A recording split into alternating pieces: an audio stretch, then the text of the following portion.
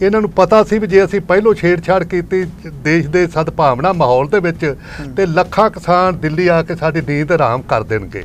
ਸੋ ਉਹਨਾਂ ਹਾਲਾਤਾਂ ਦਾ ਫਾਇਦਾ ਤੇ ਇਹਨਾਂ ਨੇ ਉਠਾਇਆ। ਪਰ ਇੱਥੋਂ ਤੱਕ ਵੀ ਕਹਿ ਦਿੱਤਾ ਗਿਆ ਵੀ ਸਾਡੀ ਮੌਤ ਦੇ ਵਾਰੰਟ ਆਏ ਨੇ, ਇਹ ਕੋਈ ਬਿੱਲ ਨਹੀਂ ਆਇਆ। ਤੇ ਇਹ ਇਕੱਲੇ ਪੰਜਾਬ ਵਿੱਚ ਨਹੀਂ, ਪੂਰੇ ਦੇਸ਼ ਦੇ ਵਿੱਚ ਅੱਗ ਲੱਗੀ ਹੋਈ ਹੈ। ਅਸੀਂ ਬਾਜ ਅੱਖ ਰੱਖ ਰਹੇ ਹਾਂ ਮੋਦੀ ਦੀਆਂ ਵਿਚਾਰਧਾਰਾ, ਬੀਜੇਪੀ ਦੀ ਵਿਚਾਰਧਾਰਾ ਕਿਸਾਨ ਪੱਖੀ ਨਹੀਂ, ਵਪਾਰੀ ਪੱਖੀ ਹੈ। ਅਸੀਂ ਜੋ ਵੀ ਇਹਦੇ ਫੈਸਲੇ ਆਏ ਬੜੀ ਅੱਛੀ ਤਰ੍ਹਾਂ ਉਹਨੂੰ ਸਮਝਾਂਗੇ। ਪਰ ਤੁਹਾਨੂੰ ਲੱਗਦਾ ਵੀ ਤੁਹਾਡੇ ਇਕਮੁੱਠ ਹੋਣ ਤੋਂ ਬਾਅਦ, ਤੁਹਾਡੇ ਪੁਤਲੇ ਫੂਕਣ ਤੋਂ ਬਾਅਦ ਇਹ ਜਿਹੜਾ ਬਿੱਲ ਹੈ ਇਹ ਵਾਪਸ ਲਿਆ ਜਾਵੇਗਾ? ਔਰ ਜੇ ਅਸੀਂ ਕਿਸਾਨ ਵਿਰੋਧੀ ਦਾ ਜਿਹੜਾ ਮਤਾ ਪਾਇਆ ਮੋਦੀ ਨੂੰ, ਉਹ ਅਸੀਂ ਸਾਨੂੰ ਪਤਾ ਲੱਗ ਗਿਆ ਹੈ, ਅਸੀਂ ਇਹਨੂੰ ਆਉਣ ਵਾਲੇ ਸਮੇਂ ਵਿੱਚ ਇਹਦੀ ਬਹੁਤ ਵੱਡੀ ਉਹਨੂੰ ਕੀਮਤ ਚੁਕਾਉਣੀ ਪਊਗੀ। ਕਰਕੇ ਇੱਕ ਬਹੁਤ ਵੱਡਾ ਜਨਤਕ ਉਹ ਕਿਸਾਨ ਅੰਦੋਲਨ ਦੀ ਰਾਜਨੀਤਿਕ ਕਿਸਾਨ ਅੰਦੋਲਨ ਕਰਾਂਗੇ। ਸਾਡੀਆਂ ਵੋਟਾਂ ਨਾਲ ਬਣਿਆ ਹੋਇਆ ਮੁੱਖ ਮੰਤਰੀ 5 ਵਾਰ ਅੱਜ ਉਹ ਬੀਜੇਪੀ ਦੀ ਬੋਲੀ ਬੋਲ ਰਿਹਾ।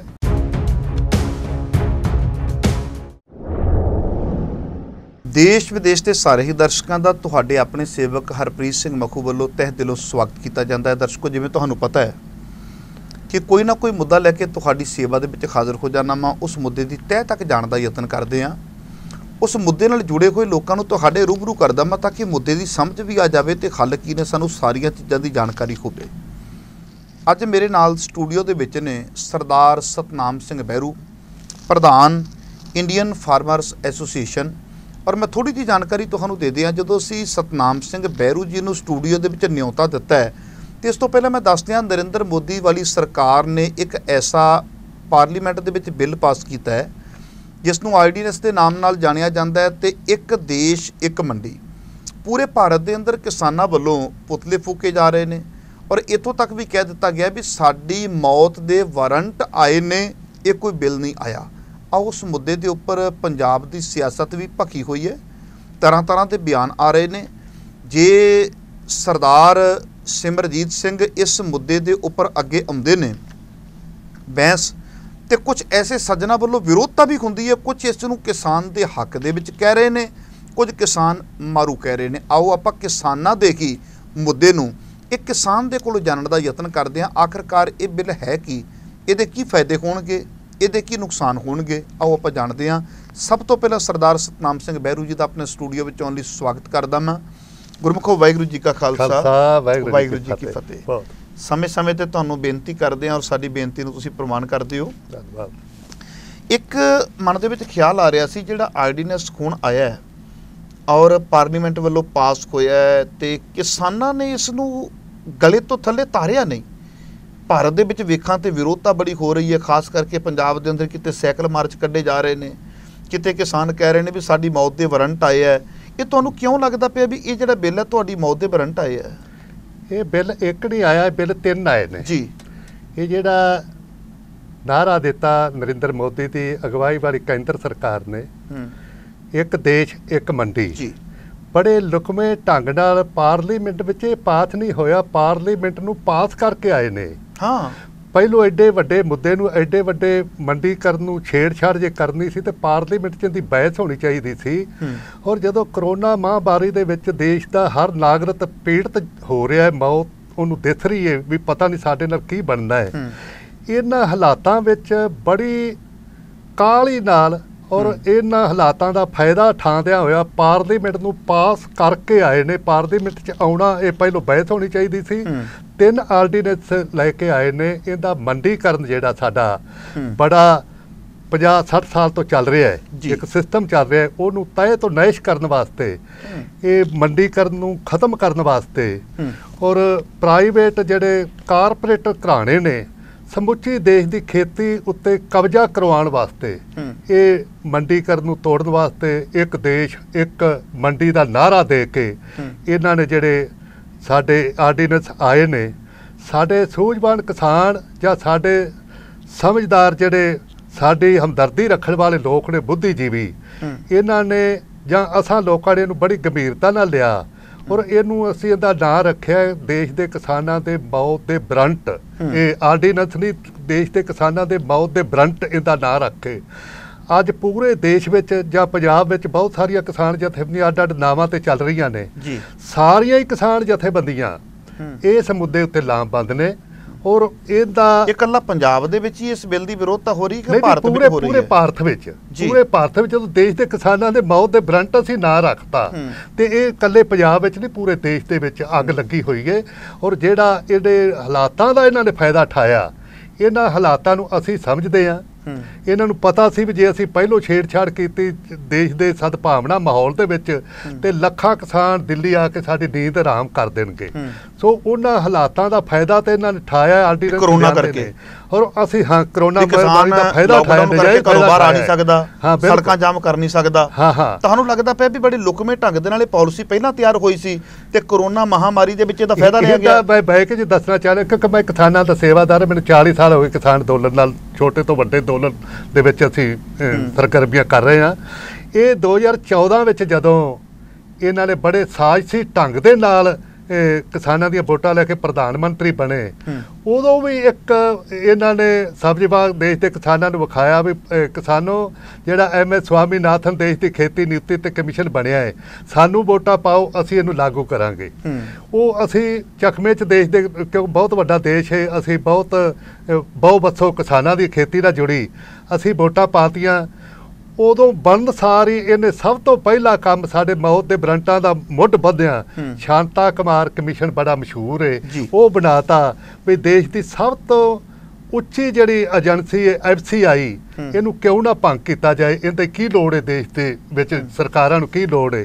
ਉਹਨੂੰ ਭੰਗ ਕਰਨ ਵਾਸਤੇ ਉਹਦਾ ਬੇਸ ਬਣ ਲਿਆ, ਸ਼ਾਂਤਾ ਕੁਮਾਰ ਕਮਿਸ਼ਨ ਬਿਠਾਤਾ। ਉਹ BJP ਦਾ ਹੀ ਸਾਬਕਾ ਮੁੱਖ ਮੰਤਰੀ ਸੀ ਹਿਮਾਚਲ ਦਾ, ਤੇ ਉਹਦੇ ਤੇ ਰਿਪੋਰਟ ਕਰਾਤੇ ਵੀ FCI ਨੂੰ ਭੰਗ ਕੀਤਾ ਜਾਏ, ਖੁੱਲੀ ਮੰਡੀ ਦਿੱਤੀ ਜਾਏ, ਜਿਹੜਾ ਹੁਣ ਇੱਕ ਦੇਸ਼ ਇੱਕ ਮੰਡੀ ਦਾ ਨਾਂ ਦਿੱਤਾ ਗਿਆ। ਉਦੋਂ ਹੀ ਇਹ ਮੁੱਢ ਵੱਜ ਗਿਆ ਸੀ।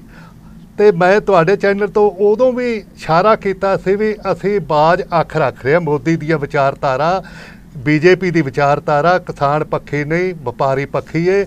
ਅਸੀਂ ਜੋ ਵੀ ਇਹਦੇ ਫੈਸਲੇ ਆਏ ਬੜੀ ਅੱਛੀ ਤਰ੍ਹਾਂ ਉਹਨੂੰ ਸਮਝਾਂਗੇ ਔਰ ਉਹਦਾ ਇੱਟ ਦਾ ਪੱਥਰ ਜਵਾਬ ਦੇਵਾਂਗੇ। ਅਸੀਂ 2018 ਵਿੱਚ ਹੀ ਖਦਸ਼ਾ ਯਾਰ 13 ਪ੍ਰਮੁੱਖ ਕਿਸਾਨ ਜਥੇਬੰਦੀਆਂ ਲਾਲ ਬਹਾਦਰ ਸ਼ਾਸਤਰੀ ਦੀ ਸਮਾਧੀ ਤੇ ਅਸੀਂ ਇਕੱਠ ਕੀਤਾ 2 ਅਕਤੂਬਰ 2018 ਨੂੰ। ਔਰ ਉੱਥੇ ਬਰੀਕੀ ਚੇਂਜ ਦਾ ਚੀਰਫਾੜ ਸਰਕਾਰ ਨੇ ਕੀਤੀ ਮੋਦੀ ਦੀ ਵੀ ਕੀ ਉਹਦੇ ਆਉਣ ਤੇ ਸਾਡਾ ਕੋਈ ਫਾਇਦਾ ਜਾਂ ਨੁਕਸਾਨ ਹੋਇਆ। ਅਸੀਂ ਮੋਦੀ ਕਿਸਾਨ ਵਿਰੋਧੀ ਦਾ ਮਤਾ ਪਾ ਦਿੱਤਾ। ਅੱਛਾ, ਮੋਦੀ ਕਿਸਾਨ ਵਿਰੋਧੀ, ਮੋਦੀ ਭਜਾਓ ਦੇਸ਼ ਬਚਾਓ ਕਿਸਾਨ ਬਚਾਓ, ਅਸੀਂ 2 ਨਾਅਰੇ ਦੇ ਕੇ ਉੱਥੇ ਮਤੇ ਪਾ ਦਿੱਤੇ। ਤੇ ਉਦੋਂ ਤੋਂ ਹੀ ਸਾਨੂੰ ਖਦਸ਼ਾ ਸੀ ਬਈ ਇਹ ਕੋਈ ਨਾ ਕੋਈ ਐਸਾ ਸਾਡੇ ਵਾਸਤੇ ਮੁਸ਼ਕਲ ਖੜੀ ਕਰੇਗਾ ਕਿ ਸਮੁੱਚੀ ਦੇਸ਼ ਦੀ ਖੇਤੀ ਨੀਤੀ ਉੱਤੇ ਕਿਉਂ ਨਾ ਕਬਜ਼ਾ ਕਾਰਪੋਰੇਟ ਕਰਾਇਆ, ਕਿਉਂਕਿ ਉਹਨਾਂ ਦੀ ਸੋਚ ਇਹ ਆ। ਤੇ ਉਹ ਉਹਨਾਂ ਦੀ ਹੁਣ ਜਿਹੜੀ ਵਿਚਾਰਧਾਰਾ ਸੀ ਨੰਗੀ ਹੋ ਗਈ, ਕਿਸਾਨਾਂ ਨੂੰ ਪਤਾ ਲੱਗ ਗਿਆ। ਔਰ ਕਿਸਾਨ ਇਹਦਾ ਇੱਟ ਦਾ ਇਹ ਜਿਹੜਾ ਬਿੱਲ ਆਇਆ ਆ, ਇਹਦਾ ਸਭ ਤੋਂ ਵੱਡਾ ਨੁਕਸਾਨ ਤੁਹਾਨੂੰ ਕੀ ਲੱਗਦਾ ਪਿਆ ਵੀ ਤੁਹਾਡੀ ਖਰੀਦ ਵਿੱਚ ਹੋਏਗਾ ਜਾਂ ਤੁਹਾਡਾ ਕਿੱਥੇ ਨੁਕਸਾਨ ਕਿੱਥੇ ਹੈ? ਉਹ ਹੋਵੇਗਾ ਮੰਡੀਕਰਨ ਹੀ ਖਤਮ ਹੋ ਰਿਹਾ ਹੈ। ਅੱਛਾ, ਮੰਡੀਕਰਨ ਖਤਮ, ਹਰ ਸੂਬੇ ਦਾ ਆਪਣੇ ਮੰਡੀਕਰਨ ਨੇ, ਆਪਣੇ ਮੰਡੀ ਬੋਰਡ ਬਣੇ ਹੋਏ ਨੇ, ਮਾਰਕੀਟ ਕਮੇਟੀਆਂ ਬਣੀਆਂ ਹੋਈਆਂ ਨੇ, ਦੇਸ਼ ਰੱਖ ਰਖਾਅ ਦਾ ਆੜਤੀ ਸਿਸਟਮ ਬਣਿਆ ਹੋਇਆ ਹੈ। ਉਹ ਸਾਰਾ ਮੰਡੀਕਰਨ ਖਤਮ ਕਰਕੇ ਉਹਦਾ ਨਾਂ ਪਹਿਲੋਂ FCI ਦਾ ਭੋਗ ਪਏਗਾ। ਫਿਰ ਜਿਹੜੇ MSC ਦੇਸ਼ ਦੀ ਖੇਤੀ ਨੀਤੀ ਗਲੀ ਛੜੀ ਕੀਮਤ ਆਉਂਦੀ ਹੈ ਉਹ ਖਤਮ ਕਰ ਦਿੱਤੀ ਜਾਏਗੀ। ਨਿਰੋਲ ਹੀ ਕਿਸਾਨ ਨੂੰ ਬੱਕਰਾ ਬਣਾ ਕੇ ਪ੍ਰਾਈਵੇਟ ਘਰਾਣਿਆਂ ਦੇ ਸਾਹਮਣੇ ਰੱਖ ਦਿੱਤਾ ਜਾਏਗਾ ਬਈ ਖਰੀਦ ਸਰਕਾਰੀ ਬੰਦ ਹੋ ਜਾਏਗੀ ਤੇ ਪ੍ਰਾਈਵੇਟ ਵਪਾਰੀ ਖੁੱਲੀ ਮੰਡੀ ਰਾਹੀਂ ਉਹਦੀ ਮਨ ਮਰਜ਼ੀ ਹੋਵੇਗੀ, ਉਹ ਪੂਲ ਲਏਗਾ ਕਿ ਨਹੀਂ ਲਏਗਾ, ਲਏਗਾ ਜਾਂ ਨਹੀਂ ਲਏਗਾ। ਬਿਹਾਰ ਦੇ ਵਿੱਚ 2006 ਵਿੱਚ ਉਹਨਾਂ ਨੇ ਖੁੱਲੀ ਮੰਡੀ ਦਾ ਤਜਰਬਾ ਕਰ ਲਿਆ। ਉੱਥੇ ਜਿਹੜੀ MSC ਆਉਂਦੀ ਹੈ, ਜਿਵੇਂ ਹੁਣ ਅਸੀਂ ਕਣਕ ਵੇਚੀ 1925 ਰੁਪਏ ਨੂੰ, ਤੇ ਉਹ ਕਣਕ ਉੱਥੇ 1200 ਨੂੰ ਕਿਸੇ ਨੇ ਨਹੀਂ ਪੁੱਛੀ, ਚਾਵਲ ਕਿਸੇ ਨੇ 1200 ਨੂੰ ਨਹੀਂ ਪੁੱਛਿਆ। ਇੱਥੋਂ ਦਾ ਵਪਾਰੀ ਉੱਥੋਂ ਲੁੱਟ ਕੇ ਫਿਰ ਇੱਥੇ ਸਰਕਾਰੀ ਕੀਮਤ ਤੇ ਵੇਚ ਰਿਹਾ ਹੈ। ਸੋ ਸਾਨੂੰ ਇਹਦਾ, ਅਸੀਂ ਰਾਜਸੀ ਬੰਦੇ ਨਹੀਂ, ਅਸੀਂ ਨਿਰੋਲ ਕਿਸਾਨਾਂ ਦੀ ਮੰਗ ਵਾਸਤੇ ਆਏ ਹਾਂ। ਜੇ ਕਿਸਾਨ ਦੀ ਕੋਈ ਭਲੇ ਦੀ ਗੱਲ ਕਰਦਾ ਅਸੀਂ ਉਹਦਾ ਸਵਾਗਤ ਵੀ ਕਰਦੇ ਹਾਂ। ਠੀਕ ਹੈ। ਤੇ ਜੇ ਕੋਈ ਕਿਸਾਨ ਦੇ ਪਿੱਠੇ ਛੁਰਾ ਮਾਰੇਗਾ, ਛਾਤੀ ਛੁਰਾ ਮਾਰੇਗਾ, ਅਸੀਂ ਵਿਰੋਧ ਵੀ ਕਰਦੇ ਹਾਂ। ਔਰ ਮੈਨੂੰ ਅੱਜ ਇਸ ਗੱਲ ਦੀ ਖੁਸ਼ੀ ਹੈ, ਦੇਸ਼ ਦੀਆਂ ਸਾਰੀਆਂ ਹੀ ਨਿੱਕੀਆਂ ਵੱਡੀਆਂ ਕਿਸਾਨ ਜਥੇਬੰਦੀਆਂ ਇਸ ਮੁੱਦੇ ਤੇ ਇੱਕ ਹੋ ਗਈਆਂ। ਕੋਈ ਐਸੀ ਜਥੇਬੰਦੀ ਹੈ ਜਿਹੜੀ ਸਰਕਾਰ ਦੇ ਨਾਲ ਹੈ? ਮੇਰਾ ਖਿਆਲ ਨਹੀਂ। ਕੋਈ ਨਾ ਕੋਈ ਬੁੱਧੀਜੀਵੀ ਵਿਕਾਊ ਮਾਲ ਹੋਵੇਗਾ, ਉਹ ਤਾਂ ਹੋਵੇਗਾ। ਕਿਸਾਨ ਜਥੇਬੰਦੀ ਤਾਂ ਕੋਈ ਨਹੀਂ ਪਤਾ ਇਸ ਟਾਈਮ, ਮੇਰੀ ਨਿਗਾਹ ਤੇ ਕੋਈ ਨਹੀਂ ਹੈਗਾ ਜੀ। ਹਾਂ, ਇਹ ਕਿਸਾਨ ਸਾਰੇ ਇਕਮੁੱਠ ਹੋ ਗਏ ਨੇ ਇਸ। ਪਰ ਤੁਹਾਨੂੰ ਲੱਗਦਾ ਵੀ ਤੁਹਾਡੇ ਇਕਮੁੱਠ ਹੋਣ ਤੋਂ ਬਾਅਦ, ਤੁਹਾਡੇ ਪੁਤਲੇ ਫੂਕਣ ਤੋਂ ਬਾਅਦ ਇਹ ਜਿਹੜਾ ਬਿੱਲ ਹੈ ਇਹ ਵਾਪਸ ਲਿਆ ਜਾਵੇਗਾ? ਵੇਖੋ, ਅਸੀਂ ਕੋਸ਼ਿਸ਼ ਕਰ ਰਹੇ ਹਾਂ। ਅਸੀਂ ਰਾਜਸੀ ਪਾਰਟੀਆਂ ਨੂੰ ਵੀ, ਵਿਰੋਧੀ ਪਾਰਟੀਆਂ ਨੂੰ ਵੀ ਅਸੀਂ ਜਗਾ ਰਹੇ ਹਾਂ। ਪਰ ਇਹ ਗੱਲ ਦੱਸੋ ਮੈਨੂੰ, ਜਦੋਂ ਬਿੱਲ ਨਹੀਂ ਸੀ ਆਇਆ, ਅਸੀਂ ਇੱਥੇ ਮੁੱਖ ਮੰਤਰੀ ਨੂੰ ਮਜਬੂਰ ਕੀਤਾ, ਕੈਪਟਨ ਅਮਰਿੰਦਰ ਸਿੰਘ ਨੂੰ, ਬਈ ਜੇ ਤੁਸੀਂ ਚੁੱਪ ਰਹੇ, ਸਾਡਾ ਉਹਨਾਂ ਨੇ ਗਲ ਵੱਢਿਆ ਬੀਜੇਪੀ ਨੇ, ਤੁਸੀਂ ਇੱਥੇ ਕੁਛ ਨਾ ਕੀਤਾ ਤੇ ਤੁਸੀਂ ਇੱਥੇ ਤੁਰੰਤ ਵਿਧਾਨ ਸਭਾ ਦਾ ਸੈਸ਼ਨ ਨਾ ਬੁਲਾਇਆ ਜਾਂ ਸਾਨੂੰ ਸੇਧ ਨਾ ਦਿੱਤੀ ਅੱਗੇ ਲੱਗ ਕੇ, ਤੇ ਕੈਪਟਨ ਅਮਰਿੰਦਰ ਸਿੰਘ ਨੇ ਪਹਿਲੋਂ ਤਾਂ ਸਰਬਦਲੀਆਂ ਦੀ ਰਾਜਸੀ ਪਾਰਟੀਆਂ ਦੀ ਮੀਟਿੰਗ ਬੁਲਾਈ ਹੈ, ਚੰਗਾ ਕੀਤਾ। ਹੁਣ ਉਹਨੇ ਕਿਸਾਨ ਜਥੇਬੰਦੀਆਂ ਦੇ ਵਿਚਾਰ ਜਾਣੇ ਨੇ ਔਰ ਮਤਾ ਪਾ ਲਿਆ ਵੀ ਅਸੀਂ, ਮੇਰੀ ਸਰਕਾਰ ਇਹਦਾ ਡਟਵਾਂ ਵਿਰੋਧ ਕੀਤਾ ਕਿ ਭਾਵੇਂ ਮੈਨੂੰ ਕਿੰਨੀ ਵੀ ਕੀਮਤ ਚੁਕਾਣੀ ਪਵੇ। ਅਸੀਂ ਕੋਈ ਕਾਂਗਰਸੀ ਬੰਦੇ ਨਹੀਂ ਹੈਗੇ, ਪਰ ਜੇ ਸਾਡੀ ਗੱਲ ਚੰਗੀ ਕਰਦਾ ਹੈ, ਸਾਡੀ ਅਗਵਾਈ ਕਰਦਾ ਹੈ, ਤੇ ਅਸੀਂ ਸਾਰੇ ਕਿਸਾਨ ਜਥੇਬੰਦੀਆਂ ਨੇ ਅੱਜ ਚੰਡੀਗੜ੍ਹ ਕਹਿਤਾ ਵੀ ਤੂੰ ਅੱਗੇ ਲੱਗ, ਅਸੀਂ ਤੇਰੇ ਨਾਲ ਆ। ਸਾਡੇ ਜਿਹੜੇ ਛੋਟੇ ਮੁੱਦੇ ਨੇ, ਅਸੀਂ ਛੋਟੇ ਮੁੱਦਿਆਂ ਦੇ ਵੱਖਰਾ ਲੜ ਲਾਂਗੇ, ਪਰ ਜਿਹੜਾ ਵੱਡਾ ਮੁੱਦਾ ਸਾਡਾ MSC ਖਤਮ ਹੋ ਕੇ ਖੁੱਲੀ ਮੰਡੀ ਔਰ ਪ੍ਰਾਈਵੇਟ ਵਪਾਰੀ ਕਾਰਪੋਰੇਟ ਘਰਾਣਿਆਂ ਦਾ ਕਬਜ਼ਾ ਹੋਣ ਜਾ ਰਿਹਾ ਹੈ, ਉਹ ਅਸੀਂ ਬਚਾਉਣਾ ਹੈ। ਬਹੁਤ ਜ਼ਿਆਦਾ ਅਸੀਂ ਸੰਘਰਸ਼ ਕਰਾਂਗੇ ਔਰ ਹਰ ਤਰ੍ਹਾਂ ਦਾ ਅਸੀਂ ਰਾਜਸੀ ਖੇਤਰ ਵਿੱਚ ਵੀ ਅੱਗੇ ਆਵਾਂਗੇ। ਔਰ ਜੇ ਅਸੀਂ ਕਿਸਾਨ ਵਿਰੋਧੀ ਦਾ ਜਿਹੜਾ ਮਤਾ ਪਾਇਆ ਮੋਦੀ ਨੂੰ, ਉਹ ਅਸੀਂ, ਸਾਨੂੰ ਪਤਾ ਲੱਗ ਗਿਆ ਹੈ, ਅਸੀਂ ਇਹਨੂੰ ਆਉਣ ਵਾਲੇ ਸਮੇਂ ਵਿੱਚ ਇਹਦੀ ਬਹੁਤ ਵੱਡੀ ਉਹਨੂੰ ਕੀਮਤ ਚੁਕਾਉਣੀ ਪਊਗੀ। ਔਰ ਅਸੀਂ ਇਸ ਚੈਨਲ ਰਾਹੀਂ ਸਪਸ਼ਟ ਵੀ ਕਰਨਾ ਚਾਹੁੰਦੇ ਹਾਂ ਜੀ ਵੀ ਮੋਦੀ ਸਾਹਿਬ ਜਿਹੜੇ ਮੌਤ ਦੇ ਵਾਰੰਟਾਂ ਦੇ ਤੁਸੀਂ ਦਸਤਖਤ ਕਰਕੇ ਇਹ ਅੱਗੇ ਲੈ ਕੇ ਪਾਰਲੀਮੈਂਟ ਦੇ ਵਿੱਚ ਲੁਕਵੇਂ ਰੂਪ ਵਿੱਚ ਉਹਦੀ ਮੋਹਰ ਦਵਾਉਣਾ ਚਾਹੁੰਦੇ ਹੋ, ਇਹਦੀ ਅਸੀਂ ਕਿਸੇ ਵੀ ਕੀਮਤ ਤੇ ਰਾਜਸੀ ਪਾਰਟੀਆਂ ਨੂੰ ਵੀ ਇਕੱਠਾ ਕਰਕੇ ਇੱਕ ਬਹੁਤ ਵੱਡਾ ਜਨਤਕ ਉਹ ਕਿਸਾਨ ਅੰਦੋਲਨ ਦੀ ਰਾਜਨੀਤਿਕ ਕਿਸਾਨ ਅੰਦੋਲਨ ਕਰਾਂਗੇ। ਰਾਜਨੀਤਿਕ ਕਿਸਾਨ ਅੰਦੋਲਨ ਦਾ ਮਤਲਬ ਵੀ ਜਿਹੜੇ ਅੱਡ-ਅੱਡ ਸੂਬਿਆਂ 'ਚ ਮੁੱਖ ਮੰਤਰੀ ਬਣੇ ਨੇ ਉਹਨਾਂ ਨੂੰ ਲਾਮਬੰਦ ਕਰਕੇ ਇੱਕ ਪਲੇਟਫਾਰਮ ਤੇ ਇਕੱਠਾ ਕਰਨ ਦਾ ਸਾਡਾ ਨਿਸ਼ਾਨਾ ਹੈ ਦੇਸ਼ ਦੇ ਕਿਸਾਨਾਂ ਦਾ। ਪਰ ਇੱਕ ਤੇ ਹੋ ਗਿਆ ਨਾ, ਜਿਹੜਾ ਸੱਤਾ ਦੇ ਵਿੱਚ ਹੋ ਗਿਆ, ਕੈਪਟਨ ਅਮਰਿੰਦਰ ਸਿੰਘ ਹੈ ਜੋ ਇਸ ਵੇਲੇ ਮੁੱਖ ਮੰਤਰੀ ਹੈ ਪੰਜਾਬ ਦਾ। ਦੂਜੇ ਪਾਸੇ ਬਾਦਲ ਹੈ, ਉਹ ਇੱਕ ਵਿਰੋਧੀ ਧਿਰ ਤੇ ਹੈ ਨਾ, ਤੇ ਵਿਰੋਧੀ ਧਿਰ ਉਹ ਬੜੇ ਅਕਸਰ ਕਹਿੰਦੇ ਵੀ ਮੈਂ ਕਿਸਾਨਾਂ ਦਾ ਹਿਤੈਸ਼ੀ ਹਾਂ, ਮੈਂ ਖੁਦ ਕਿਸਾਨ ਆ, ਕਿਸਾਨ ਭਰਾਵੋ ਮੈਂ ਵੀ ਤੁਹਾਡੇ ਵਰਗਾ ਵਾਂ, ਤੁਹਾਡੇ ਵਿੱਚੋਂ ਪੈਦਾ ਹੋਇਆ ਵਾਂ। ਇਸ ਬਿੱਲ ਬਾਰੇ ਉਹਨਾਂ ਦਾ ਕੀ ਨਜ਼ਰੀਆ? ਮੈਂ ਇੱਧਰ ਆਉਣਾ ਤਾਂ ਨਹੀਂ ਚਾਹੁੰਦਾ, ਪਰ ਤੁਸੀਂ ਸਵਾਲ ਬਹੁਤ ਅੱਛਾ ਕੀਤਾ।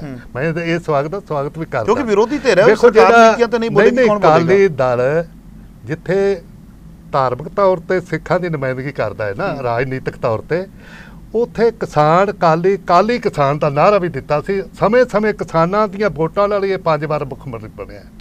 ਦੁੱਖ ਦੇਸ਼ ਦੇ ਕਿਸਾਨਾਂ ਨੂੰ ਜਾਂ ਪੂਰੇ ਪੰਜਾਬ ਦੇ ਕਿਸਾਨਾਂ ਨੂੰ ਇਹ ਹੈ ਵੀ ਸਾਡੀਆਂ ਵੋਟਾਂ ਨਾਲ ਬਣਿਆ ਹੋਇਆ ਮੁੱਖ ਮੰਤਰੀ 5 ਵਾਰ ਅੱਜ ਉਹ BJP ਦੀ ਬੋਲੀ ਬੋਲ ਰਿਹਾ।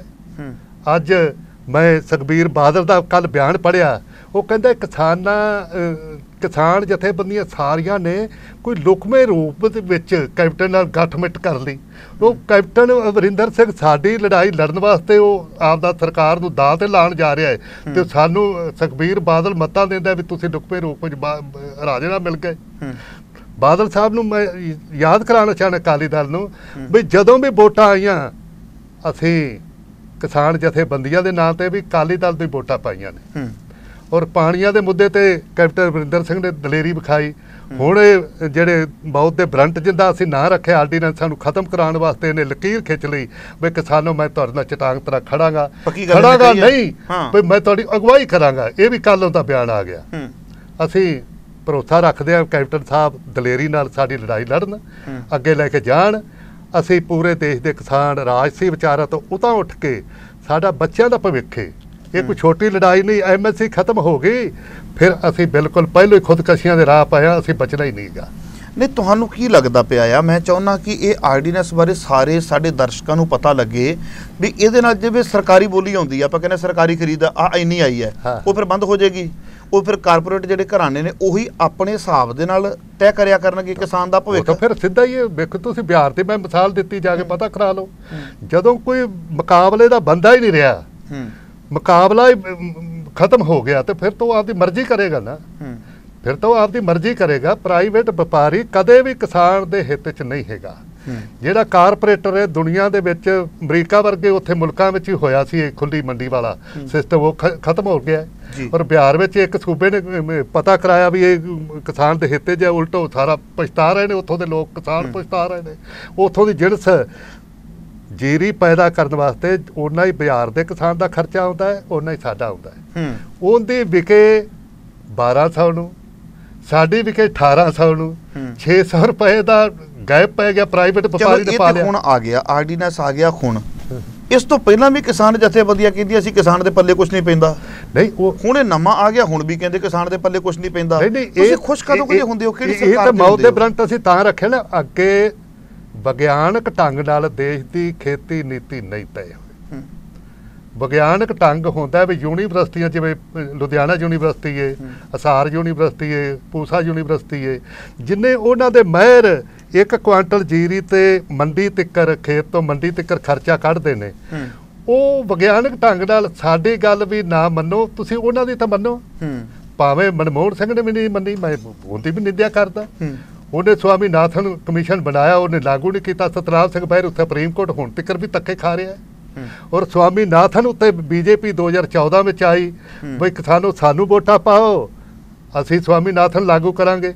ਔਰ ਮੇਰੀ ਰਿਟ ਪਟੀਸ਼ਨ ਦੇ ਵਿੱਚ ਦੇਸ਼ ਵਿੱਚ ਸਭ ਤੋਂ ਵੱਡੀ ਕੌਮੀ ਪਾਰਟੀ ਭਾਰਤੀ ਜਨਤਾ ਪਾਰਟੀ ਨੇ ਮੇਰੀ ਰਿਟ ਪਟੀਸ਼ਨ ਦੇ ਵਿੱਚ ਆਪਦਾ ਵਾਅਦਾ ਤੋੜ ਕੇ ਸੁਪਰੀਮ ਕੋਰਟ ਦੇ ਵਿੱਚ ਹਲਫਨਾਮਾ ਦਿੱਤਾ, ਆਪਦੇ ਚੋਣ ਮਨੋਰਥ ਪੱਤਰ ਤੋਂ ਪਾਸੇ ਜਾ ਕੇ ਚੋਣ ਮਨੋਰਥ ਪੱਤਰ ਦੇ ਵਿੱਚ ਤੇ ਵਾਅਦਾ ਕਰਦੇ ਕਰੋੜਾ ਕਿਸਾਨਾਂ ਸਾਨੂੰ ਲੈ ਕੇ ਆਓ, ਸਾਥੋਂ ਵੋਟਾਂ ਲੁੱਟ ਲਈਆਂ। ਤੇ ਜਦੋਂ ਸੁਪਰੀਮ ਕੋਰਟ ਦੇ ਵਿੱਚ ਮੈਂ ਉਹ ਚੋਣ ਮਨੋਰਥ ਪੱਤਰ ਲਾਤਾ ਵੀ ਹੁਣ ਸਾਡਾ ਕੰਮ ਸੌਖਾ ਹੋ ਗਿਆ, ਵੀ ਹੁਣ ਤਾਂ ਮੋਦੀ ਸਾਹਿਬ ਇਹਨਾਂ ਦੀ ਪਾਰਟੀ ਦਾ ਚੋਣ ਮਨੋਰਥ ਪੱਤਰ ਹੈ ਸੌਖਾ ਹੋ ਗਿਆ। ਜਦੋਂ ਸੁਪਰੀਮ ਕੋਰਟ ਦੇ ਪੁੱਛਿਆ ਵੀ ਹੁਣ ਕਿਉਂ ਭੱਜਦੇ ਹੋ, ਆ ਤੁਹਾਡਾ ਚੋਣ ਮਨੋਰਥ ਪੱਤਰ ਹੈ, ਫਿਰ ਉੱਥੇ ਚੋਣ ਮਨੋਰਥ ਪੱਤਰ ਤੋਂ ਪਾਸੇ ਹਲਫਨਾਮਾ ਦੇਤਾ ਬਈ ਜੇ ਸਵਾਮੀਨਾਥਨ ਫਾਰਮੂਲਾ ਮੰਨ ਲਿਆ ਜਾਏ ਦੇਸ਼ 'ਚ ਗੜਬੜ ਪੈਦਾ ਹੋ ਜਾਏਗੀ, ਦੇਸ਼ ਆਪਣੇ ਬਾਜ਼ਾਰ ਡਗਮਗਾ ਜਾਏਗਾ। ਨਹੀਂ, ਇੱਕ ਹੋਰ ਗੱਲ ਹੈ, ਚਲੋ ਆਰਡੀਨੈਂਸ ਦੀ ਆਪਾਂ ਗੱਲ ਕਰ ਦਿੱਤੀ ਵੀ ਉਹਦੇ ਵਿੱਚ ਸਿੱਧਾ ਕਾਰਪੋਰੇਟ ਘਰਾਣਿਆਂ ਦੇ ਹੱਥ ਦੇ ਵਿੱਚ ਹੋ ਜਾਏਗੀ, ਸਰਕਾਰੀ ਖਰੀਦ ਬੰਦ ਹੋ ਜਾਏਗੀ। ਸਰਕਾਰੀ ਖਰੀਦ ਬੰਦ ਹੋ ਗਈ, ਇਹਦਾ ਮਤਲਬ ਉਹਦਾ ਜੀ ਕਰੇ ਕਿੰਨੇ 'ਚ ਲੈਣਾ ਕਿੰਨੇ 'ਚ ਨਹੀਂ ਲੈਣਾ ਉਹ ਡਿਸਾਈਡ ਕਰੇਗਾ ਕਿਸਾਨ ਦਾ ਭਵਿੱਖ। ਚਲੋ ਇਹ ਤੇ ਆਪਾਂ ਮੰਨ ਲਿਆ। ਜਿਹੜੀ ਤੁਸੀਂ ਹੁਣੇ ਗੱਲ ਕਰਕੇ ਹਟੇ ਹੋ ਉਹਦਾ ਸਵਾਮੀਨਾਥਨ ਰਿਪੋਰਟ ਬਾਰੇ, ਜਦੋਂ ਕਿਸੇ ਕਿਸਾਨ ਨੂੰ ਪੁੱਛੋ ਸਵਾਮੀਨਾਥਨ, ਉਹ ਕਹਿੰਦੇ ਸਵਾਮੀਨਾਥਨ, ਇਹ ਸਵਾਮੀਨਾਥਨ ਰਿਪੋਰਟ ਦਾ ਐਸਾ ਕੀ ਹੈ? ਕੋਈ 2-3 ਪੁਆਇੰਟ ਮੈਨੂੰ ਦੱਸ ਦਿਓ। ਉਹਨੇ ਸਰ ਛੋਟੂ ਰਾਮ ਨੂੰ ਤੁਸੀਂ ਜਾਣਦੇ ਹੋਵੋਗੇ, ਤੁਸੀਂ ਪੜ੍ਹਿਆ ਹੋਣਾ, ਕਿਤਾਬਾਂ 'ਚ ਪੜ੍ਹਿਆ, ਪੜ੍ਹੇ ਲਿਖੇ ਬੰਦੇ ਹੋ। ਸਰ ਛੋਟੂ ਰਾਮ ਅੰਗਰੇਜ਼ ਹਕੂਮਤ ਦੇ ਵਿੱਚ ਕਲਮ ਨਾਲ ਸਾਡੀ ਕਿਸਮਤ ਲਿਖ ਗਿਆ ਸੀ। ਕਿਸਾਨ ਦੀ ਕਰਜ਼ੇ ਵਿੱਚ ਜ਼ਮੀਨ, ਘਰ, ਬਲਦ, ਗੱਡਾ, ਇਸਤਰੀ ਧਨ ਕੁਰਕ ਨਹੀਂ ਹੋ ਸਕਦਾ। ਅੰਗਰੇਜ਼ ਹਕੂਮਤ ਵਿੱਚ ਲਾਹੌਰ ਬਹਿ ਕੇ ਸਰ ਛੋਟੂ ਰਾਮ ਨੇ ਲਿਖਿਆ। ਸਰ ਛੋਟੂ ਰਾਮ ਤੋਂ ਪਿੱਛੋਂ MS ਸਵਾਮੀਨਾਥਨ ਆਇਆ, ਉਹਨੇ ਇਮਾਨਦਾਰੀ ਨਾਲ ਗੱਲ ਕੀਤੀ ਔਰ ਉਹ ਕਮੇਟੀ 2 ਸਾਲ ਯੂਨੀਵਰਸਿਟੀ ਤੇ ਮਹਿਰਾਂ 'ਚ ਗਿਆ, ਖੇਤਾਂ 'ਚ ਗਿਆ। ਉਹਨੇ ਇੱਥੋਂ ਸ਼ੁਰੂ ਕਰਦਾ ਵੀ ਜੇ ਦੇਸ਼ ਨੂੰ ਤੇ ਕਿਸਾਨ ਨੂੰ ਬਚਾਉਣਾ ਮੇਰੀ ਰਿਪੋਰਟ ਲਾਗੂ ਕਰ ਦਿਓ। ਉਹ ਕਹਿੰਦਾ ਜਿੰਨਾ ਤੁਸੀਂ ਇਹਨਾਂ ਦਾ ਖੂਨ ਨਿਚੋੜ ਲਿਆ ਉਹ ਤੁਸੀਂ ਵਾਪਸ ਯਕਦਮ ਤਾਂ ਨਹੀਂ ਕਰ ਸਕਦੇ, ਹੁਣ ਪੈਦਾਵਾਰ ਉੱਤੇ 50% ਮੁਨਾਫੇ ਨਾਲ ਖੇਤੀ ਕਾਰੋਬਾਰ ਨੂੰ ਸ਼ੁਰੂ ਕਰੋ ਕੀਮਤ। ਤੇ ਉੱਥੇ ਪਹਿਲੋਂ ਕਾਂਗਰਸ ਨੇ ਵੀ ਨਹੀਂ ਕੀਤਾ। ਸੱਚ ਬੋਲਦਾ ਮੈਂ, ਕਿਉਂਕਿ ਮੈਂ ਪਟੀਸ਼ਨਰ ਹਾਂ, ਮੈਂ ਸੁਪਰੀਮ ਕੋਰਟ ਹੁਣ ਵੀ ਲੜ ਰਿਹਾ। ਔਰ ਹੁਣ ਆਪਣੇ ਮੋਦੀ ਸਾਹਿਬ ਨੇ ਸਾਡੇ ਨਾਲ 2014 ਵਿੱਚ ਵਾਅਦਾ ਕਰਕੇ ਵਾਅਦਾ ਤੋੜਤਾ। ਹੁਣ ਇਹ ਲੁਕਵੇਂ ਢੰਗ ਨਾਲ ਬਾਦਲ ਸਾਹਿਬ, ਅਕਾਲੀ ਦਲ ਵੀ ਕਹਿੰਦਾ ਨਾ ਨਾ MSC ਖਤਮ ਨਹੀਂ ਹੋਵੇਗੀ, ਇਹ ਤੁਸੀਂ ਰਾਜਸੀ ਬੰਦਿਆਂ ਦੇ ਤੁਸੀਂ ਪਿੱਛੇ ਲੱਗੇ ਹੋਏ ਹੋ, ਸਾਰੀਆਂ ਕਿਸਾਨ ਜਥੇਬੰਦੀਆਂ ਬੁੱਧੂ ਬਣਾ ਰਹੇ ਨੇ। ਮੈਂ ਪੁੱਛਣਾ ਚਾਹਣਾ ਵੀ ਜੇ 2014 ਵਿੱਚ ਚੋਣ ਮਨੋਰਥ ਪੱਤਰ ਵਿੱਚ ਪਾ ਕੇ ਸੁਪਰੀਮ ਕੋਰਟ ਵਿੱਚ ਵਾਅਦਾ ਖਿਲਾਫੀ ਕਰਕੇ ਵਾਅਦਾ ਤੋੜਦਾ ਹੈ ਤੇ ਹੁਣ ਕੀ ਬਾਦਲ ਸਾਹਿਬ ਸਾਨੂੰ ਗਰੰਟੀ ਦੇਣਗੇ? ਸਾਨੂੰ ਕੋਈ ਭਰੋਸਾ ਨਹੀਂ, ਸਾਡਾ ਭਰੋਸਾ ਟੁੱਟ ਗਿਆ। ਅਸੀਂ ਲੜਾਈ ਲੜਾਂਗੇ। ਅਸੀਂ ਸਵਾਮੀਨਾਥਨ ਫਾਰਮੂਲੇ ਮੁਤਾਬਕ ਵੀ ਭਾਅ ਮੰਗਦੇ ਹਾਂ। ਸਵਾਮੀਨਾਥਨ ਕੀ ਕਿਸਾਨ ਦੇ ਹੱਕ ਦੇ ਵਿੱਚ ਜਾਂਦਾ? ਮੈਂ ਤੁਹਾਨੂੰ ਉਹੀ ਗੱਲ ਕਿਹਾ ਵੀ 2-3 ਪੁਆਇੰਟ ਦੱਸੋ। ਉਹ ਕਹਿੰਦਾ ਜੀ ਇੱਕ ਤਾਂ ਵਿਗਿਆਨਕ ਢੰਗ ਨਾਲ ਖੇਤੀ ਨੀਤੀ ਤੈਅ, ਠੀਕ ਹੈ ਜੀ, ਵਿਗਿਆਨਕ ਢੰਗ ਨਾਲ ਖੇਤੀ ਨੀਤੀ ਹੋਵੇ। ਦੂਜਾ ਜਿਹੜਾ ਇਹਨਾਂ ਦਾ ਖੂਨ ਨਿਚੋੜ ਲਿਆ ਤੁਸੀਂ ਇਕੱਠਾ ਵਾਪਸ ਨਹੀਂ ਕਰ ਸਕਦੇ। ਇਹ 50% ਮੁਨਾਫੇਬੰਦ ਪੈਦਾਵਾਰ ਉੱਤੇ 50% ਮੁਨਾਫੇਬੰਦ ਜਿਨਸਾਂ ਦੀ ਕੀਮਤ ਸ਼ੁਰੂ ਕਰੋ। ਉੱਥੋਂ ਪਿਛਲੀ ਸਰਕਾਰ ਨੇ ਕਮਿਸ਼ਨ ਬਣਾਇਆ ਸੀ, ਮਨਮੋਹਨ ਸਿੰਘ ਨੂੰ ਲਾਗੂ ਕਰਨਾ ਚਾਹੀਦਾ ਸੀ। ਅਸੀਂ ਸੁਪਰੀਮ ਕੋਰਟ ਚਲੇ ਗਏ, ਇੰਡੀਅਨ ਫਾਰਮਰ ਐਸੋਸੀਏਸ਼ਨ, ਮੈਂ ਆਪ ਤਾਂ ਵਿਗਿਆਨਕ ਢੰਗ ਨਾਲ ਕਿਸ ਨੂੰ ਕਹਿੰਦੇ ਵੀ ਖਰਚਿਆਂ ਦੇ ਹਿਸਾਬ ਦੇ ਨਾਲ ਉਹ ਕੱਢੀ ਜਾਵੇ। ਖਰਚਾ 1 ਕੁਆਂਟਲ ਪੈਦਾ ਕਰਨ ਤੇ ਖੇਤ ਤੋਂ ਲੈ ਕੇ ਮੰਡੀ ਤੇ ਕਰ ਵਿਗਿਆਨਕ ਢੰਗ ਨਾਲ ਜੋ ਉਹਨਾਂ ਦੇ ਮਾਹਿਰ ਸਾਡੇ ਯੂਨੀਵਰਸਿਟੀ ਦੇ ਮਾਹਿਰ ਕਹਿੰਦੇ ਨੇ ਵੀ ਇਹ ਜੀਰੀ ਤੇ ਇੰਨਾ ਖਰਚਾ ਆ ਗਿਆ, ਉੱਤੇ ਸਾਨੂੰ ਪ੍ਰਾਫਟਾ ਚਾਹੀਦਾ ਸਾਨੂੰ। ਉਹ ਤਾਂ 50% ਕਹਿੰਦਾ ਵੀ ਤੁਸੀਂ ਡੋਟੀ ਇੰਨਾ ਲਿਆ, ਇਹ ਵਾਪਸ ਨਹੀਂ ਹੋ ਸਕਦਾ ਪੈਸਾ, ਤੁਸੀਂ ਕਿਸੇ ਵੀ ਕੀਮਤ ਤੇ ਵਾਪਸ ਦੇਸ਼ ਦੀ ਸਰਕਾਰ ਨਹੀਂ, ਭਾਵੇਂ ਕਿਸੇ ਦੀ ਵੀ ਹੋਵੇ, ਪਰ ਇਹ ਹੁਣ ਤੁਸੀਂ ਥੋੜ੍ਹਾ ਜਿਹਾ ਇਹਨਾਂ ਦਾ ਘਰ ਪੂਰਾ ਕਰੋ, ਇਹਨਾਂ ਨੂੰ ਸ਼ਹਿਰੀ ਮੰਨ ਕੇ ਇਹ 50% ਜਿਹੜਾ ਯੂਨੀਵਰਸਿਟੀ ਵਿਗਿਆਨ ਕਹਿੰਦੇ ਨੇ ਉਹ ਤੁਸੀਂ 50% ਮੁਨਾਫੇਬੰਦ ਇਹਨਾਂ ਨੂੰ ਉੱਤੇ ਕੀਮਤ ਦਿਓ। ਉੱਥੋਂ ਫਿਰ ਪਹਿਲੇ ਉਹ ਭੱਜੇ, ਹੁਣ ਇਹ ਭੱਜ ਗਿਆ ਜੀ। ਹੁਣ ਇਹ ਕਹਿੰਦਾ ਜੀ ਅਸੀਂ ਉਹ ਸਵਾਮੀਨਾਥਨ ਫਾਰਮੂਲਾ ਤਾਂ ਉਦੋਂ ਲਾਗੂ ਨਹੀਂ ਸੀ ਹੋ ਸਕਦਾ, ਇਹ MSc ਅਸੀਂ ਕੀਮਤ ਜਾਰੀ ਰੱਖਾਂਗੇ। ਸਾਨੂੰ ਖਦਸ਼ਾ ਹੈ ਬਿਲਕੁਲ ਹੀ ਖਤਮ ਹੋਵੇਗੀ ਜੀ। ਜਦੋਂ ਸ਼ਾਂਤਾ ਅਖਬਾਰ ਕਮਿਸ਼ਨ ਨੇ ਕਹੇ ਤਾਂ FCI ਖਤਮ ਹੋ ਗਈ, ਤੇ FCI ਸਾਂਭ ਸੰਭਾਲ ਦੇ ਖਰੀਦ ਪ੍ਰਬੰਧਾਂ ਦੇ ਵਿੱਚ ਲੱਗੀ ਹੋਈ ਹੈ। ਜਦੋਂ ਉਹ ਖਰੀਦਦਾਰ ਵੱਡਾ ਖਰੀਦਦਾਰ ਜਿਹੜਾ ਸਰਕਾਰੀ ਵੱਡਾ ਖਰੀਦਦਾਰ ਹੈ ਉਹ ਹੀ ਪਹਿਲੋਂ ਖਤਮ ਕਰ, ਮੰਡੀ ਬੋਰਡ ਸਾਰੇ ਭੰਗ ਹੋ ਜਾਣਗੇ, ਸਾਰੇ ਭੰਗ ਹੋਣਗੇ। ਔਰ ਸਭ ਤੋਂ ਖਦਸ਼ਾ ਇਹ ਆ ਵੀ ਮੰਡੀ ਬੋਰਡ ਰਾਹੀਂ ਕਿਸਾਨ ਤੇ ਕੋਈ ਪੈਸਾ ਨਹੀਂ ਲੱਗਦਾ, ਜਿਹੜੀ ਆਮਦਨ ਮੰਡੀ ਬੋਰਡ ਰਾਹੀਂ ਹੁੰਦੀ ਹੈ ਉਹ ਖਰੀਦ ਏਜੰਸੀਆਂ ਤੋਂ ਪੈਸਾ ਲੈਂਦੇ ਨੇ, ਕੋਈ ਸੜਕਾਂ ਬਣਾਉਣ ਵਾਸਤੇ, ਕੋਈ ਆਪਣੇ ਸ਼ੈੱਡ ਬਣਾਉਣ ਵਾਸਤੇ, ਕੋਈ ਰੱਖ ਰਖਾਈ ਵਾਸਤੇ। ਉਹ ਸਾਰਾ ਜਿਹੜਾ ਪ੍ਰਬੰਧ ਹੈ ਮੰਡੀ ਬੋਰਡਾਂ ਰਾਹੀਂ ਦੇਸ਼ ਦੇ ਵਿੱਚ ਚੱਲ ਰਿਹਾ ਹੈ, ਉਹ ਸਾਰਾ ਪੈਸਾ ਖਤਮ ਹੋ ਜਾਏਗਾ। ਹੁਣ ਪ੍ਰਾਈਵੇਟ ਜਿਹੜਾ ਕਾਰਪੋਰੇਟਰਾਂ ਨੂੰ, ਸਭ ਤੋਂ ਤੁਹਾਡੀ ਜਾਣਕਾਰੀ ਵਾਸਤੇ, ਉਹਨਾਂ ਕੋਲ ਕੋਈ ਲਾਇਸੈਂਸ ਨਹੀਂ, ਕੋਈ ਉਹਨਾਂ ਤੇ ਕੋਈ ਪਾਬੰਦੀ ਨਹੀਂ, ਕੋਈ ਕਾਨੂੰਨੀ ਪਾਬੰਦੀ ਨਹੀਂ। ਹੁਣ ਤਾਂ ਸਾਡਾ ਫਸਲ ਜਾਂਦਾ ਜੇ ਫਾਰਮ ਤੇ ਵਿਕਦਾ ਹੈ, ਜੇ ਫਾਰਮ ਤੇ ਵਿਕ ਕੇ ਸਰਕਾਰੀ ਖਰੀਦ ਨੇ ਆੜਤੀਆਂ ਦੇ ਪੈਸੇ ਦੇਣੇ, ਸਾਨੂੰ ਚੈੱਕ ਰਾਹੀਂ ਪੈਸਾ ਮਿਲ ਜਾਣਾ। ਜੇ ਕਿਤੇ ਕੋਈ ਗੜਬੜ ਹੁੰਦੀ ਹੈ ਤੇ ਸਰਕਾਰੀ ਸਿਸਟਮ ਕਾਨੂੰਨ ਦੇ ਮੁਤਾਬਕ ਮੰਡੀ ਬੋਰਡ ਸਾਡਾ ਪੈਸਾ ਦਵਾਉਂਦਾ ਹੈ। ਤੇ ਜਿਹੜਾ ਪ੍ਰਾਈਵੇਟ ਬੰਦਾ ਆ ਗਿਆ ਉਹਦੇ ਤੇ ਉਹ ਲਾਇਸੈਂਸ ਹੀ ਨਹੀਂ ਹੈਗਾ ਜੀ, ਉਹ ਲਾਇਸੈਂਸ ਹੀ ਨਹੀਂ, ਨਾ ਉਹਦੇ ਤੋਂ ਕੋਈ ਇਹਨਾਂ ਨੇ ਚੰਦਾ ਲੈਣਾ, ਕੋਈ ਲਾਇਆ ਤੇ ਕੋਈ ਟੈਕਸ ਨਹੀਂ ਹੈਗਾ, ਉਹ ਖੁੱਲਾ। ਔਰ ਜਿੰਨਾ ਮਰਜ਼ੀ ਉਹ ਸਟੋਰ ਕਰੇ, ਕਾਲ ਬਾਜ਼ਾਰੀ ਹੋਵੇਗੀ, ਮਹਿੰਗਾਈ ਵਧੇਗੀ, ਔਰ ਸਾਡਾ ਜਿਹੜਾ ਵਿਕਾਸ ਹੈ ਬਿਲਕੁਲ ਖਤਮ ਹੋ ਜਾਏਗਾ। ਸੜਕਾਂ ਜਿਹੜੀਆਂ ਲਿੰਕ ਸੜਕਾਂ ਖਤਮ ਹੋ ਜਾਣਗੀਆਂ।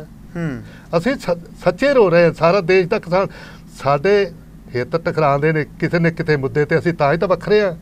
ਮੈਂ ਇੰਡੀਅਨ ਫਾਰਮਰ, ਐਸੇ ਵੀ ਕੋਈ ਭਾਰਤੀ ਕਿਸਾਨ, ਕਈ ਜਥੇਬੰਦੀਆਂ ਨੇ ਦੇਸ਼ ਵੀ ਬੜੇ ਨਾਵਾਂ ਤੇ ਨੇ। ਸਾਡਾ ਇਹਦੇ ਤੇ ਹਿੱਤ ਇਕੱਠਾ ਕਿਉਂ ਹੈ?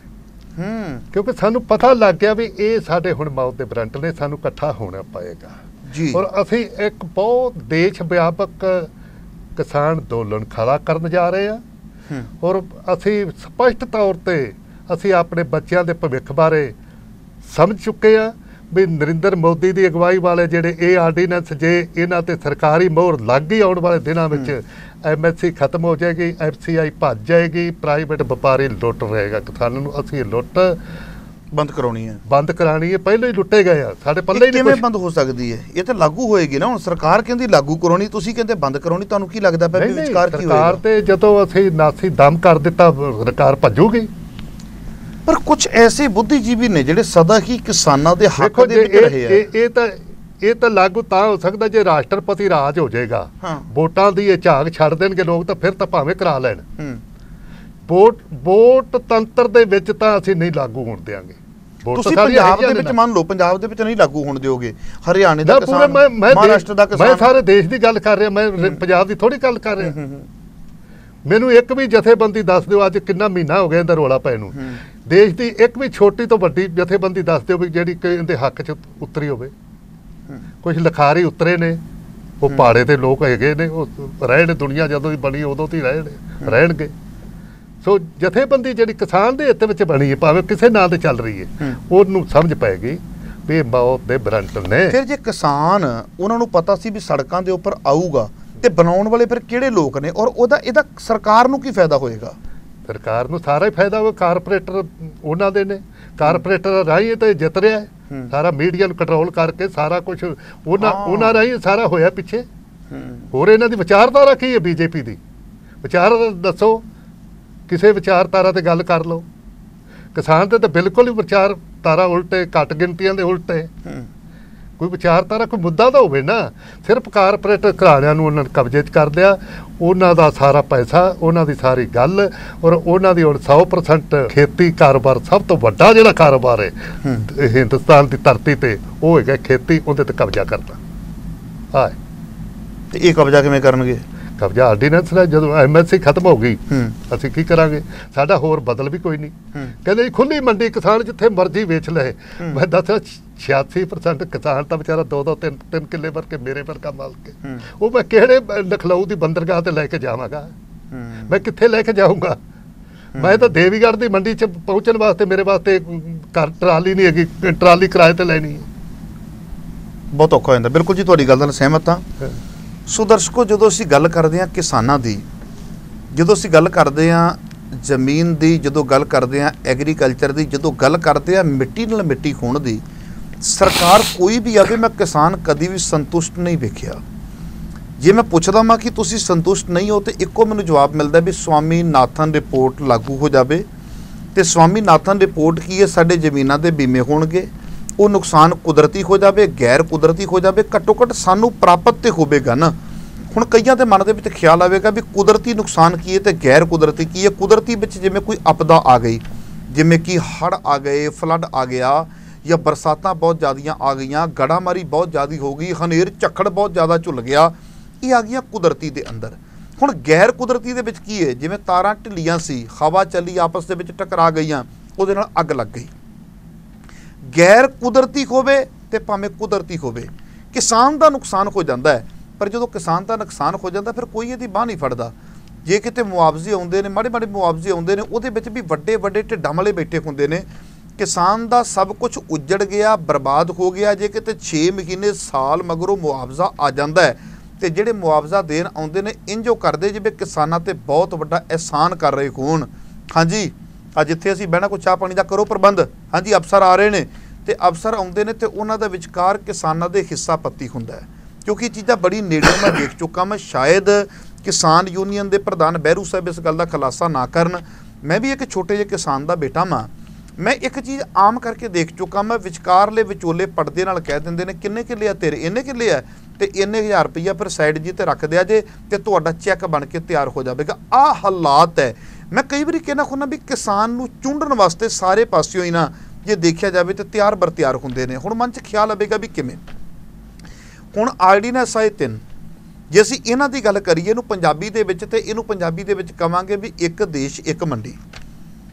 ਇਹਦੇ ਵਿੱਚ ਕਿਸਾਨ ਨੂੰ ਕਿਹਾ ਗਿਆ ਵੀ ਤੇਰੇ ਲਈ ਬਹੁਤ ਵੱਡਾ ਕੰਮ ਹੈ। ਉਹ ਕਹਿੰਦਾ ਜੀ ਕਿਵੇਂ? ਕਹਿੰਦੇ ਜਿੱਥੇ ਮਰਜ਼ੀ ਜਾ ਕੇ ਫਸਲ ਵੇਚ, ਸਾਰੀ ਤੇਰੇ, ਜਿੱਥੇ ਮਰਜ਼ੀ ਜਾ ਕੇ। ਇਹ ਤੇ ਉਹ ਗੱਲ ਬਣ ਗਈ ਨਾ, ਜਦੋਂ ਕਈ ਵਾਰੀ ਹੁੰਦਾ ਹੈ ਨਾ ਵੀ ਜਿਹੜਾ ਜਥੇ ਸਭ ਤੋਂ ਬਾਅਦ ਜਿਹਨੂੰ ਟਾਈਮ ਦੇਣਾ ਹੁੰਦਾ ਹੈ, ਤੇ ਉਹਨੂੰ ਪਤਾ ਕੀ ਕਹਿ ਦਿੰਦੇ ਨੇ, ਜਿਵੇਂ ਇੱਕ ਕੀਰਤਨ ਸਮਾਗਮ ਹੁੰਦਾ ਹੈ ਜਾਂ ਕਥਾ ਸਮਾਗਮ ਹੁੰਦਾ ਹੈ, ਤੇ ਮੈਂ ਆਮ ਕਰਕੇ ਦੇਖਿਆ ਵੀ ਜਿਹਨੂੰ ਸਭ ਤੋਂ ਬਾਅਦ ਵਿੱਚ ਟਾਈਮ ਦੇਣਾ ਹੁੰਦਾ, ਬਿਠਾਈ ਰੱਖਦੇ ਨੇ, ਉਹ ਵਿਚਾਰਾ ਸਾਰਾ 4-5 ਘੰਟੇ ਜਿਹੜਾ ਇੱਕ ਪ੍ਰਾਈਮ ਟਾਈਮ ਹੁੰਦਾ ਹੈ, ਉਹ ਤੇ ਸਾਰਾ ਦੇ ਦਿੱਤਾ ਜਾਂਦਾ ਨਾਮੀ ਜਥਿਆਂ ਨੂੰ। ਉਹਨੂੰ ਦੇ ਕੇ ਅਖੀਰ ਤੇ ਪਤਾ ਕੀ ਦਿੰਦੇ, ਹੁਣ ਤੇਰਾ ਖੁੱਲਾ ਹੀ ਟਾਈਮ ਹੈ ਜਿੰਨਾ ਚਿਰ ਮਰਜ਼ੀ। ਉਹ ਵਿਚਾਰਾ ਸੋਚਦਾ ਵੀ ਹੁਣ ਖੁੱਲਾ ਟਾਈਮ ਕਾਹਦਾ ਰਹਿ ਗਿਆ, ਸੰਗਤ ਤੇ ਸਾਰੀ ਉੱਠ ਗਈ, ਤੇ ਹੁਣ ਸੁਣਾਉਣਾ ਮੈਂ ਕਿਹਨੂੰ ਹੈ। ਤੇ ਜਿਹੜੇ ਮਾਈਕ ਵਾਲੇ ਉਹ ਵੀ ਵਿਚਾਰੇ ਕਾਲੇ ਪੈਂਦੇ ਪਏ ਨੇ, ਟੈਂਟ ਵਾਲੇ ਵੀ ਕਾਲੇ ਪੈਂਦੇ ਪਏ ਵੀ ਕਦੋਂ ਇਹ ਵੀ ਹੁਣ ਮਗਰੋਂ ਲੱਥੇ, ਤੇ ਹੁਣ ਨਾਲ ਦੀ ਨਾਲ ਅਸੀਂ ਵੀ ਆਪਣਾ ਸਾਰਾ ਕੁਝ ਇਕੱਠਾ ਕਰੀਏ ਤੇ ਅਸੀਂ ਵੀ ਘਰਾਂ ਨੂੰ ਜਾਈਏ। ਸੋ ਕਿਸਾਨ ਨਾਲ ਵੀ ਹੋ ਗਈ ਵੀ ਖੁੱਲੀ ਮੰਡੀ, ਜਿੱਥੇ ਮਰਜ਼ੀ ਵੇਚ। ਮੈਨੂੰ ਇੱਕ ਚੀਜ਼ ਦੱਸੋ ਵੀ ਵੇਚੇਗਾ ਇਹ ਜਿੱਥੇ ਮਰਜ਼ੀ ਵੇਚੇਗਾ, ਪਰ ਲੈਣ ਵਾਲੇ ਤੇ ਘਰਾਣੇ ਨੇ ਨਾ। ਹੁਣ ਉਹਨਾਂ ਦੀ ਮਰਜ਼ੀ ਹੈ ਵੀ ਕਿਹੜਾ ਮਾਲ ਚੱਕਦੇ ਨੇ, ਕਿਹੜਾ ਮਾਲ ਨਹੀਂ ਚੱਕਦੇ, ਕਿਹੜਾ ਭਾਅ ਦਿੰਦੇ ਨੇ, ਕਿਹੜਾ ਭਾਅ ਨਹੀਂ ਦਿੰਦੇ। ਇੰਝ ਕਹਿ ਲਈਏ ਵੀ ਆਉਣ ਵਾਲੇ ਦਿਨਾਂ ਦੇ ਵਿੱਚ ਕਿਸਾਨਾਂ ਦੀਆਂ ਖੁਦਕਸ਼ੀਆਂ ਦੀਆਂ ਰਿਪੋਰਟਸ ਕਾਫੀ ਜ਼ਿਆਦੀਆਂ ਆਉਣਗੀਆਂ, ਨੁਕਸਾਨ ਹੋਣਗੇ। ਤੇ ਇਹਦੇ ਤੇ ਜਿਹੜੇ ਚਿੰਤਤ ਲੋਕ ਨੇ, ਜਿਵੇਂ ਸਰਦਾਰ ਸਤਨਾਮ ਸਿੰਘ ਬਹਿਰੂ ਜਾਂ ਹੋਰ ਕਿਸਾਨ ਜਥੇਬੰਦੀਆਂ, ਉਹਨਾਂ ਨੇ ਕਮਰ ਕੱਸਾ ਕਰ ਲਿਆ। ਕਹਿੰਦੇ ਵੀ ਥਾਂ ਥਾਂ ਤੇ ਪੁਤਲੇ ਵੀ ਫੂਕਾਂਗੇ, ਔਰ ਅੱਗੇ ਵੀ ਅਸੀਂ ਕਹਿ ਚੁੱਕੇ ਹਾਂ ਵੀ ਮੋਦੀ ਕਿਸਾਨ ਵਿਰੋਧੀ, ਕਹਿੰਦੇ ਹੁਣ ਵੀ ਕਹਾਂਗੇ, ਤੇ ਕਹਿੰਦੇ ਕਿਸਾਨਾਂ ਦੇ ਹੱਕ ਦੇ ਵਿੱਚ ਮਰਦੇ ਦਮ ਤੱਕ ਜਾਵਾਂਗੇ। ਸੋ ਇਸ ਬਿੱਲ ਬਾਰੇ ਹੋਰ ਵੀ ਆਪਾਂ ਜਾਣਕਾਰੀਆਂ ਲਵਾਂਗੇ ਆਪਣੇ ਸੈਕਿੰਡ ਐਪੀਸੋਡ ਦੇ ਵਿੱਚ। ਤੁਹਾਡੇ ਨਾਲ ਵਾਅਦਾ ਕਰਦਾ ਮੈਂ ਕਿ ਅਗਲੇ ਪ੍ਰੋਗਰਾਮ ਦੇ ਵਿੱਚ ਵੀ ਸਰਦਾਰ ਸਤਨਾਮ ਸਿੰਘ ਬਹਿਰੂ ਮੇਰੇ ਨਾਲ ਹੋਣਗੇ, ਤੇ ਗੱਲਾਂ ਬਾਤਾਂ ਕਿਸਾਨਾਂ ਦੇ ਮੁੱਦਿਆਂ ਤੇ ਕਰਾਂਗੇ। ਕਿਉਂਕਿ ਪ੍ਰਦੇਸ਼ਾਂ ਵਿੱਚ ਬੈਠੇ ਵੀਰਾਂ ਨੂੰ ਵੀ ਪਤਾ ਹੈ ਆਪਣੇ ਬਾਪੂਆਂ ਨੇ ਸੱਪਾਂ ਦੀਆਂ ਸਿਰੀਆਂ ਮਿੱਧ ਕੇ ਜ਼ਮੀਨਾਂ ਕਿਵੇਂ ਆਬਾਦ ਕੀਤੀਆਂ ਨੇ, ਉਹ ਸਾਰੇ ਮੁੱਦਿਆਂ ਦੀਆਂ ਜਾਣਕਾਰੀਆਂ ਲਵਾਂਗੇ। ਸੋ ਆਪਣੇ ਸੇਵਕ ਹਰਪ੍ਰੀਤ ਸਿੰਘ ਮਖੂ ਨੂੰ ਦਿਓ ਇਜਾਜ਼ਤ। ਵਾਹਿਗੁਰੂ ਜੀ ਕਾ ਖਾਲਸਾ, ਵਾਹਿਗੁਰੂ ਜੀ ਕੀ ਫਤਿਹ।